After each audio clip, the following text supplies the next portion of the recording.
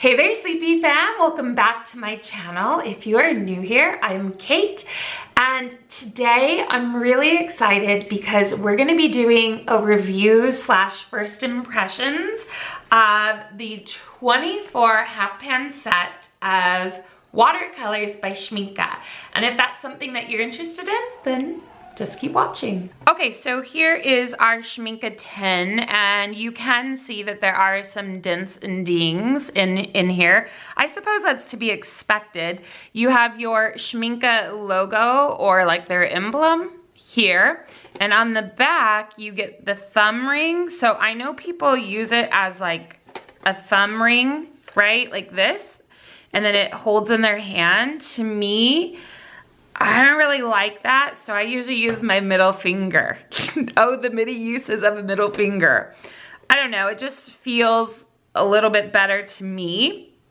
Like, for example, when I use like the smaller pans, here's a Jane Davenport one, which is also odd because I feel like the Jane Davenport ring is much bigger than this one, and it's a much smaller palette. But when I use this way, in the smaller palettes, I've got it here on my thumb, holds really well, and then on my pinky also, so it just seems a little bit easier to hold. To be honest, I probably will never use this because this is gonna be a palette that I keep at my house. Like, I'm not gonna take it out and about. So with that said, let's go ahead and open it up.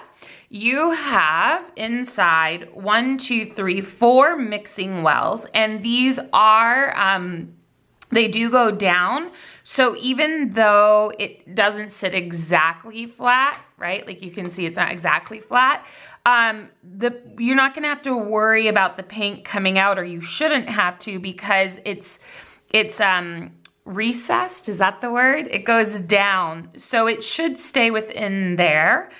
You get 4 big wells, and then you have these ones here. Let's see, 1, 2, 3, 4, 5, 6, 7, 8, 9, 10. And this one actually is more at a slope, so your colors are gonna pool in here a bit more. And then you get this coloring card, right? Your swatch card. So it looks like this.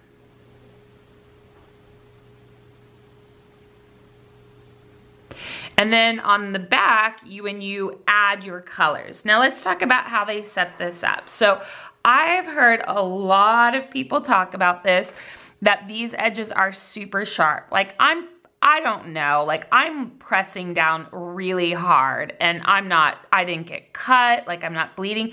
Is it sharp?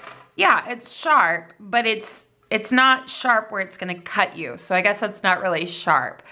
I mean, is it smooth? No. Is it like this? No. Should it be like that? Yes. Is what it is, right?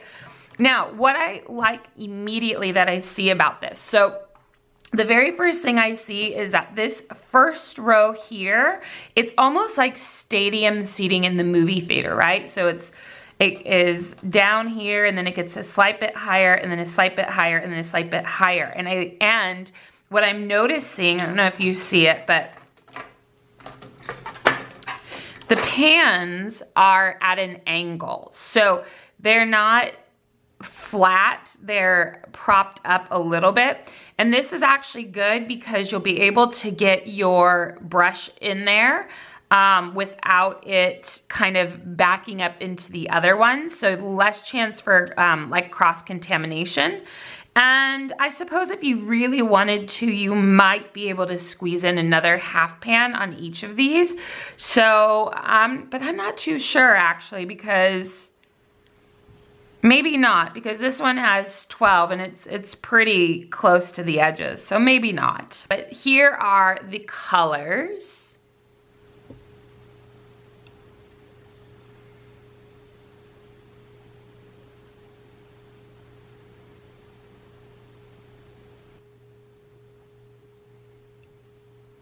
And then underneath you have even more mixing wells. So you have 1, 2, 3, 4, 5, 6, 7, 8.